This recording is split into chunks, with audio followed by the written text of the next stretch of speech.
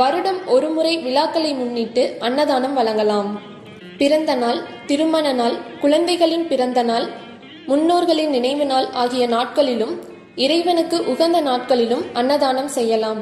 அன்னதானம் செய்ய இயலாதவர்கள் பசி என்று சொல்லி வருபவர்களுக்கு முகமலர்ச்சியோடு உணவளித்தாலே போதும்.